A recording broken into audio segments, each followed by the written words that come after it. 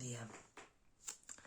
Avui fem la lliçó 254, que diu que calli en mi tota veu que no sigui la de Déu. Però primer hem de llegir, com cada dia, què és el pecat. I recordeu que comença molt contundentment dient que el pecat és demència i és el que fa que la ment perdi la seva cordura i tracti de que les il·lusions ocupin el lloc de la veritat. I en estar boja, la ment veu il·lusions on la veritat hauria d'estar i on realment està. El pecat va ser qui va dotar el cos amb ulls, doncs què haurien de voler contemplar els que estan lliures de pecat? Per què voldrien la vista o el so o el tacte? Què voldrien escoltar o intentar agafar? Quina necessitat tindrien dels sentits? Utilitzar els sentits és no saber. I la veritat només es composa de coneixement i de res més. El cos és l'instrument que la ment va fabricar en el seu afany per enganyar-se a si mateixa. El propòsit del cos és lluitar, però l'objectiu pel que lluita pot canviar. Pot estar lluitant primer per una cosa, després per la cosa contrària. I llavors el cos passa a lluitar per un objectiu diferent. Allò que ara persegueix ho determina a l'objectiu que la ment ha adoptat per substituir la fita d'enganyar-se a si mateixa que abans tenia. És a dir, primer ens enganyem per una cosa i després ens enganyem per una altra. Primer lluitem per una il·lusió i després per una altra. Però no deixen de ser il·lusions, tot. I aquí diu una frase que és alentadora, perquè diu, la veritat pot ser el seu objectiu, tant com les mentides. És a dir, hi ha un moment en què podem posar el cos al servei de la veritat, en lloc del servei de les il·lusions.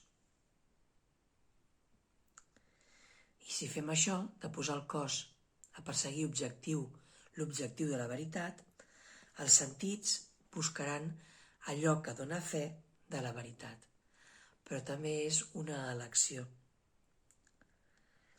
Diu, el pecat és la llar de les il·lusions, les quals representen únicament coses imaginàries procedents de pensaments falsos.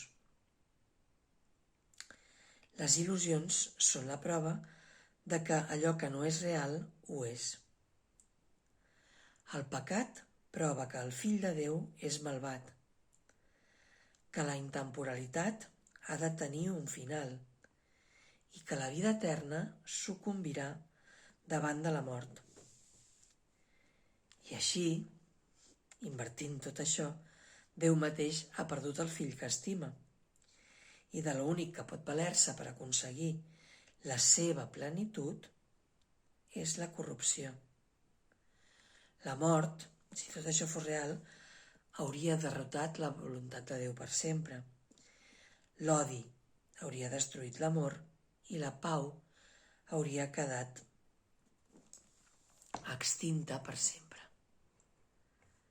Però per sort tot això no és real, ens ho sembla, però no ho és. Ara diu, els somnis d'un boig, i aquests som nosaltres, o la ment boja que he estat descrivint abans, són pavorosos, són terribles, i el pecat sembla ser certament aterridor. Diu, malgrat tot, allò que el pecat percep no és més que un joc de nens. El fill de Déu pot jugar a haver-se convertit en un cos que és presa de la maldat i de la culpabilitat, ja que la seva curta vida acaba de començar, amb la mort, perdó. Pot jugar a que la seva curta vida acaba de començar, el fill de Déu. Mentrestant, mentre juguem a tenir somnis de terror, el seu pare ha seguit versant la seva llum sobre ell i estimant-lo amb un amor etern que les seves pretensions no poden alterar en absolut. Fins quan, fill de Déu, seguiràs jugant al joc del pecat? No és hora ja d'abandonar aquests jocs perillosos? Quan estaràs llest per tornar a casa? Avui, potser? El pecat no existeix. La creació no ha canviat. Desitges encara seguir demorant el teu retorn al cel? Fins quan, sant fill de Déu, seguiràs demorant-te? Fins quan?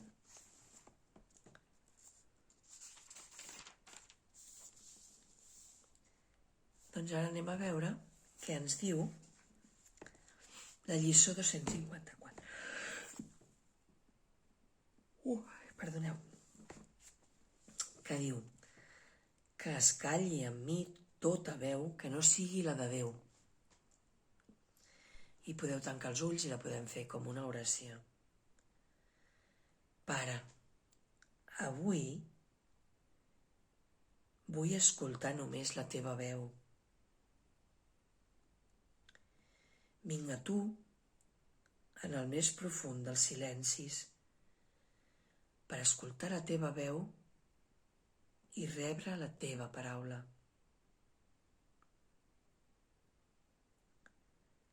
No tinc cap altra oració que aquesta, que em donis la veritat. I la veritat no és sinó la teva voluntat, que avui vull compartir amb tu. Avui no deixarem que els pensaments de l'ego dirigeixin les nostres paraules o accions. Quan es presentin, simplement els observarem amb calma i després els descartarem. Això que penso no és de Déu. Això que penso no és amorós. No vull que estiguis a la meva ment. Pensament de l'ego.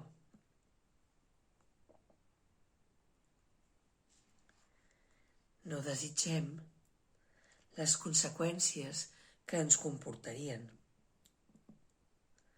Per tant, no escollim conservar-los. Ara s'han callat. I en aquesta quietud, santificada pel seu amor, Déu es comunica amb nosaltres i ens parla de la nostra voluntat. Doncs hem decidit recordar-lo.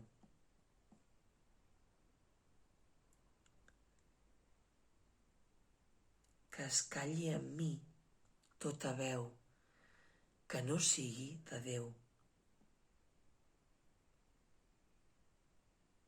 Que només escolti la veu de Déu. Que la meva ment només tingui pensaments de Déu. Pensaments amorosos.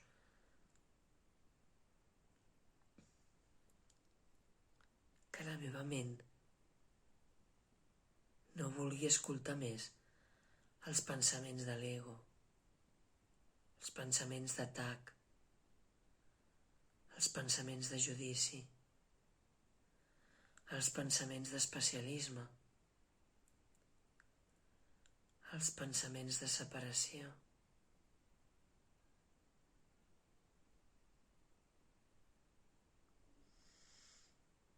que s'aquieti i calli en mi tota veu que no sigui la de Déu. Avui, Pare, estic disposada a escoltar només la teva veu. Vull rebre la teva paraula. Vull tenir només els pensaments que tinc amb tu. No tinc cap altra petició ni oració diferent d'aquesta. Pare, dona'm la veritat.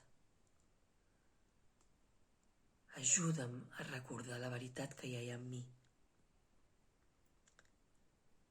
I la veritat no és sinó la teva voluntat, que avui vull convertir en la meva també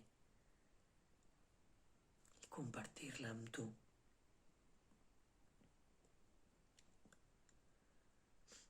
Doncs recordeu, avui volem que s'acalli en nosaltres tota veu que no sigui la de Déu.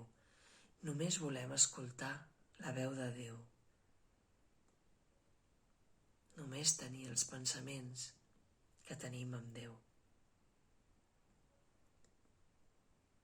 I no deixem que els pensaments de l'ego dirigeixin les nostres paraules o les nostres accions.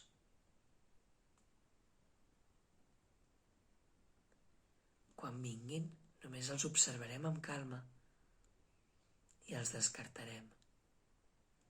No vull tenir aquests pensaments avui. Vull tenir pensaments d'unió. Vull tenir pensaments d'igualitat.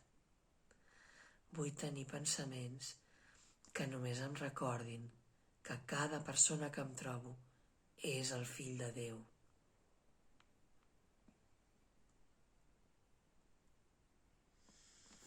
Doncs que així sigui, que tingueu un dia ple d'amor, perquè si només tenim els pensaments que tenim en Déu, tindrem un dia ple d'amor. Que tingueu un molt bon dia i una molt bona pràctica i ens veiem demà amb una nova lliçó. Fins demà. Adeu.